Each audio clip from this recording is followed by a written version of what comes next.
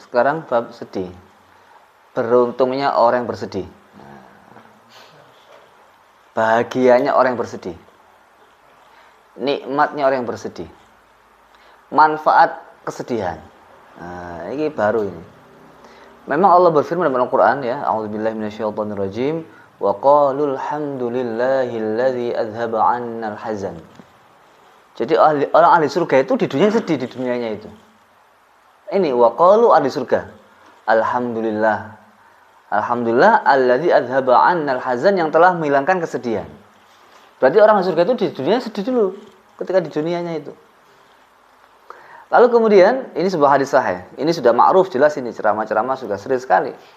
Ya, dalam sebuah hadis disebutkan Rasulullah bersabda, "Ma min syai'in yusibu al-'abdal mu'min." Tidaklah sesuatu menimpa orang mukmin min wasabin, sakit, au nasabin, atau capek. Jadi kamu kuliah capek terus kemudian daras, wah pahalanya itu banyak.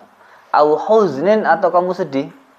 Au alamin, atau sakit, yahumuhu, yang kamu merasa gelisah. Capek, gelisah, sedih, gelisah, ya. Illa kafarallahu ta'ala anhu min sayyiatihi, kecuali semua itu akan menjadi pelebur dari seluruh kesalahan-kesalahannya. Ya bukan seluruhnya, banyak kesalahan itu gugur. Dengan apa? Sakit, capek, kemudian sedih. Jadi kalau kamu sedih itu berarti kamu sedang melebur dan merontokkan kesalahan-kesalahan yang banyak itu. Itu hadis sahih itu, insyaallah sahih Muslim ya. Itu. Ya, kalau sanadnya banyak ini dari kitab Ar-Risalah Qusyariyah. Al-huznu ini definisinya ya dalam kitab Imam Al-Qusyari mengatakan min awsafi ahli suluk. Sedih itu termasuk sifat dari orang-orang yang ahli suluk kepada Allah. Sami'atu al-Ustaz Aba Ali Ad-Daqqaq. Muatakma juga ini Abi Ad-Daqqaq ini. Sering dinukil di beberapa orang ahli tasawuf. Rahimallahu yaqul, beliau mengatakan gimana? Sahibul huzni yaqta'u min tariqillahi fi syahrin ma la yaqta'uhu man faqada huznahu sinina. Orang yang sedih itu bisa memotong beberapa jarak sebulan. Jadi gini, kalau orang itu sedih sebulan nyampe, kalau orang nggak sedih bisa tak bertahun-tahun baru nyampe.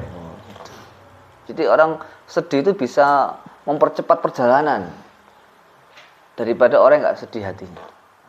Itu menurut beliau. Wa fil khabar, dan sebuah riwayat ya, ini atau riwayat apa ini? Artinya siapa yang berbicara? Innallaha yuhibbu kulla qalbin hazinin. Allah itu senang kepada setiap hati yang bersedih. Dia nggak pernah lepas, alhamdulillah, sejak dia tahu hadis ini dia nggak lupa insyaallah. Apa bunyinya? Nabi Musa bertanya kepada Allah, ya Allah, aina taskun, di mana engkau tinggal? Allah berfirman menjawab, ana askunu, saya tinggal di mana? Askunu fil qalbil munkasir. Saya tinggal di hati yang remuk redam. Itu dia nggak lupa kok gitu ya. Orang kalau sedih itu memang sombong, repot. Mau ngerjain orang malas. Ya apa enggak? Mau narsis juga nggak sempat. Mau sedih kok narsis, ya apa? Nah, mau ngerjain orang ya tambah nggak mood, malas dia sedih kok ngerjain orang. Nah, wa fit Taurah dalam kitab Taurat disebutkan gini. Idza ahabballahu 'abdan ja'ala fi qalbihi naihatan. Kalau Allah senang kepada seorang hamba, hatinya itu jadikan Allah sebagai hati yang merintih. Wa idza baghadha 'abdan ja'ala fi qalbihi mizmaran. Tapi kalau hatinya itu dibenci sama Allah, hatinya selalu menari-nari, nyanyi-nyanyi terus. Nah jeding nyanyi, ngambil helm nyanyi, kaos kakian nyanyi, di mobil nyanyi, oh itu Allah nggak senang. Paham tak kira? Hati-hati, ini kita tawar tapi ini. Waruya diriwayatkan anna Rasulullah sallallahu alaihi wasallam kana mutawasilal ahzan. Nabi itu sedihnya itu menyambung. Daimal fikr, selalu berfikir. Kalian kan pernah dengar fadilah Quran, Iqra'ul Quran watabakau, kan gitu. Menangislah ketika baca Quran. Dalam riwayat itu innal Qur'ana nazala fi huzn. Quran itu turun ketika sedih. Ada riwayat itu. Ya, dia lupa secara pastinya itu. Nah, kemudian wakilah dikatakan ya, al-qalbu, hati itu idza lam yakun fi huznun kharib. Hati itu kalau tidak ada kesedihannya, itu hati yang rusak. Hati yang rusak. Kalau kalian pernah belajar, hati yang sering tertawa atau terbabak itu membuat hati keras. Kama an-nadara idza lam yakun fiha sakinun takharraba. Begitu juga kalau rumah nggak ada yang menghuni, maka rumah itu akan rusak. Jadi kalau hati nggak pernah sedih itu hati yang rusak. Nggak daras, nggak sedih. Nilai jelek, nggak sedih. Ya kan? Nggak tasmek, nggak sedih. Nggak jamaah, nggak sedih. Itu hatimu hati apa ini? Ya kan? Nah, ini masalah. Wa qala Abu Sa'id Al-Qurashi, bukaul huzni yu'mi.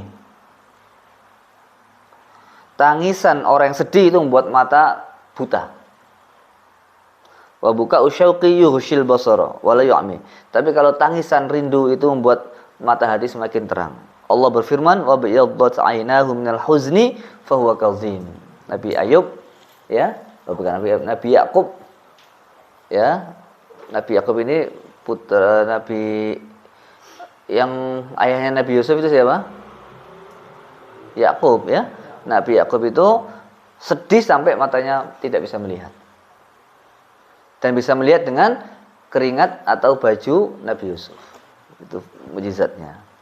Yang terlalu banyak kesedihan itu fi riwayah Abu Hurairah itu Imam At-Tirmidzi ya, Imam At-Tirmidzi insyaallah itu Abu Hurairah Imam At-Tirmidzi ya. Kalau enggak Abu Hurairah Imam At-Tirmidzi. Itu beliau ini di akhir hidupnya itu buta karena kebanyakan nangis.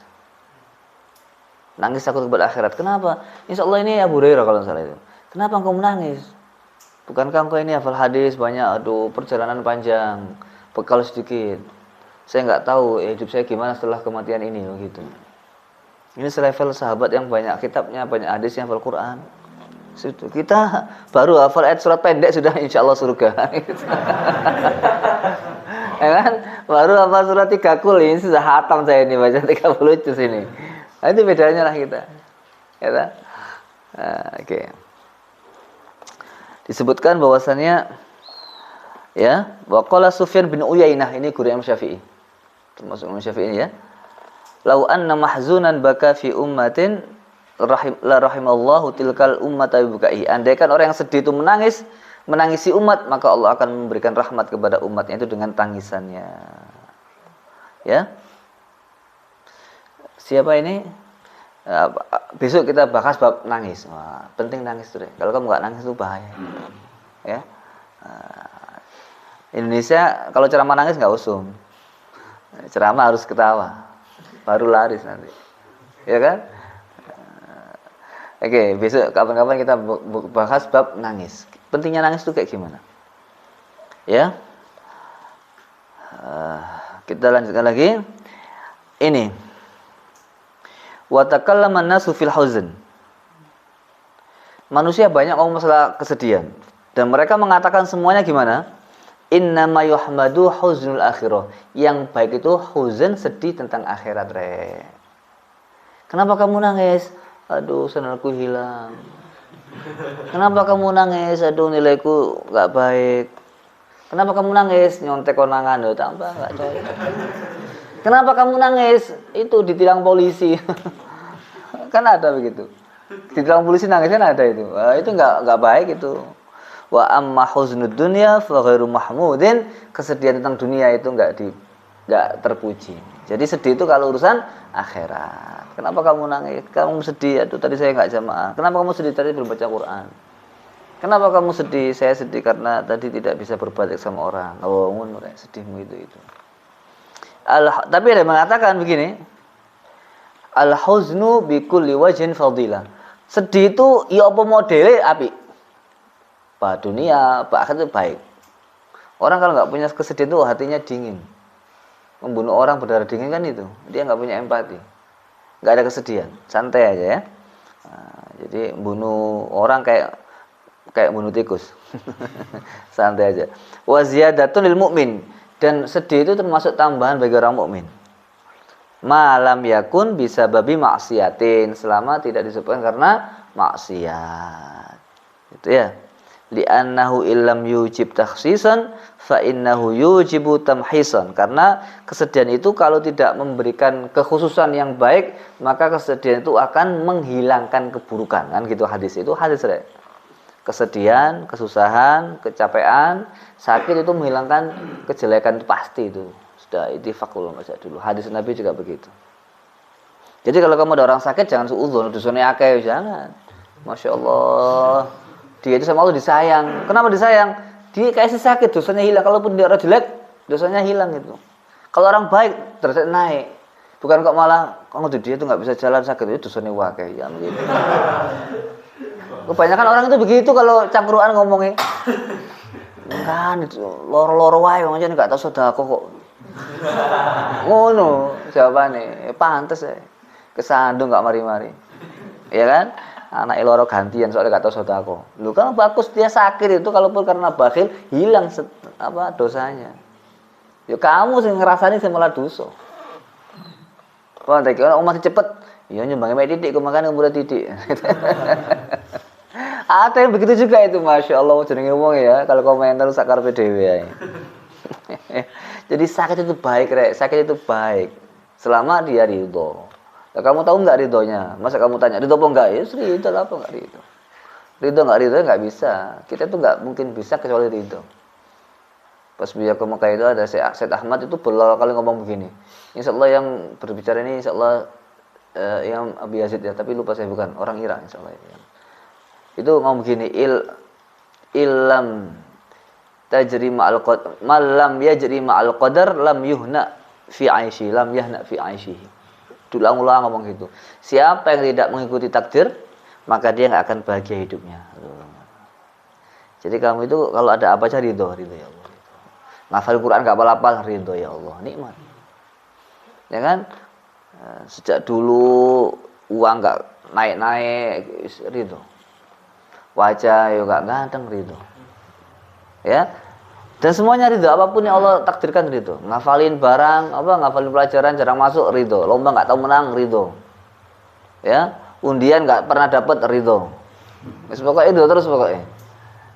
Paham tak kira? Nah, ridho itu akan membuat hati bahagia. Wis gitu lagi. Wa an ba'dil masyayikh annahu kana idza safara wahidun min ashabi yaqulu lahu idza ra'aita mahzunan faqri'hu minni salam, sampai segitunya. Jadi kalau ada orang bepergian itu kalau ngomong wasiat, kamu pergi ya, saya wasiat ya, kalau kamu ketemu orang sedih sampaikan salamku sama dia gitu. Ya, kamu berani gitu. Salam. Lu kok salam kepada saya karena saya sedih orangnya gitu. Insyaallah bahagia orang itu. Ya, jadi wa kana Hasan Al-Basri, Imam Hasan Al-Basri itu la yarahu ahadun illa dhanna annahu hadithu ahdin bi musibatin. Ya.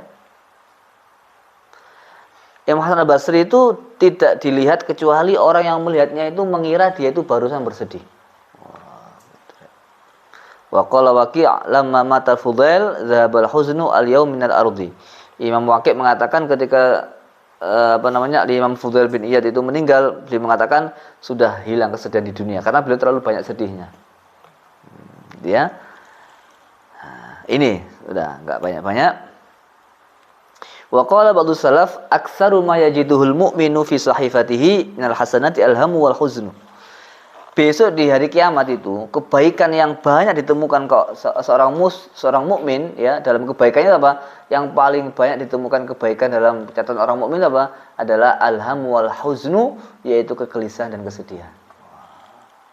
Jadi kalau kamu sedih itu alhamdulillah nambah pahala di buku amal. Jangan kok sedih langsung ngematos. Lho iki opo? Mulai ganjaran hilang ganjarane. Kalau kamu sedih, selesaikan sedihmu itu karena apa? Ojo digawa nang matos nang batos, tambah numpuk-numpuk, malah enggak peka dengan kesedihanmu. Paham tak kira? Ya. Enggak tasmehan nang matos, penting pokoknya jame anyar. Penting pokoknya shopping, masih enggak tasmeh. Akhirnya lali sedine. Paham tak kira? Ya, kira-kira gitu. Kemudian kana salaf yaqulun, ya, sami'tu al-Fudail bin Iyad yaqul, kana salaf yaqulun inna ala kulli syai'in zakatan, ya, Wa zakatul aqli tulul huzni. Segala sesuatu punya zakat, dan zakatnya akal adalah panjang sedih dan susahnya. Wah, gitu dah ini. Al-hazinu la yatafarrahu ila su'alil huzni fastahid summa fi talabil huzni summa sal. Sampai bersungguh-sungguhlah mencari kesedihan dan minta sama Allah kesedihan. Sampai segitu. Ya. Nah, setidaknya ini adalah mengimbangi kita. Sesungguhnya kesedihan itu bukan hal yang aib. Itu saja sebenarnya. Bahagia itu boleh. Jangan sampai kamu itu kesusahan, terpuruk, depresi, stres. Nggak boleh. Memang kalau sedih, susah, itu membuat kesehatan menurun. Iya. Karena dia di hatinya itu ternyata bukan kesedihan. Tapi apa? Tidak ridho dengan ketentuan Allah. Sehingga dia itu drop, depresi, stres. Gitu. Ketika dia tidak menerima kenyataan sesuai apa yang ada, itu akan menjadi benturan di otaknya. Benturan itulah membuat dia itu shock, urat-uratnya itu kemudian nggak karuan, tidak teratur, kaget dia. Sedih itu gimana sedih itu ya? Itu sedih itu ya, kalau psikologi itu ya, kalau di sini ya keadaan hati yang bergoncang. Gitu. Maka sedih di sini ya contoh yang bagus apa? Kamu bersedih, ya Allah, tadi kenapa ada orang nggak saya kasih uang? Ya Allah, tadi kenapa saya marah-marah? Nah, itu sedih yang baik. Itu nggak akan menjadi benturan di hati, itu enggak. Tapi kalau kamu ekspektasi, saya pasti terima undian saya karena paling bawah saya masangnya dan dia ngambil paling bawah, wis pokoknya menang. Belum menang undian wis janjini wae. Bonek menang traktir kabeh ngomong kabeh, kalah stok deh slot gitu. Itu bukan kesedihan, itu adalah kenyataan yang tidak sesuai dengan keinginan namanya. Kaget dia slot. Nah, kalau sedih itu seperti itu. Tadi kenapa saya kok nggak ngaji Quran? Tadi kenapa kemarin saya itu kok tidak tidak wiritan, kenapa saya nggak ngaji Quran dan seterusnya. Itu namanya kesedihan, ya. Jadi bedakan antara kesedihan dengan tidak menerima kenyataan. Rata-rata orang nggak menerima kenyataan. Buktinya apa? Wah, punya cewek cinta padamu ditolak langsung, ngambil pisau bunuh ceweknya. Loh, iya apa enggak, Rek? Iya, sedih ngawur. Ya kan, ini enggak kesedih. Nah, dia tidak menerima kenyataan, ngono loh maksudnya. Maka dibunuhlah perempuannya. Banyak apa enggak, Rek? Sampai ada kejadian yang di mana, Jepang apa Korea ya? Yang di sop itu mantan istrinya. Oh. Sop dibuat rendang. Iya, buat rendang. Bayangkan coba. Banyak. Kemarin di sini kan ada beberapa tahun yang lalu di sini di daerah Keturisina Pondok Putra itu. Perempuan itu digeletakkan di tebu-tebu itu. Diperkosa dulu dan dibunuh. Yang bunuh daerah sini terminal itu. Orang terminal. Jadi pacarnya itu. Pacarnya ada masalah kemudian malam diperkosa bagaimana dibunuh akhirnya. Ketahuan.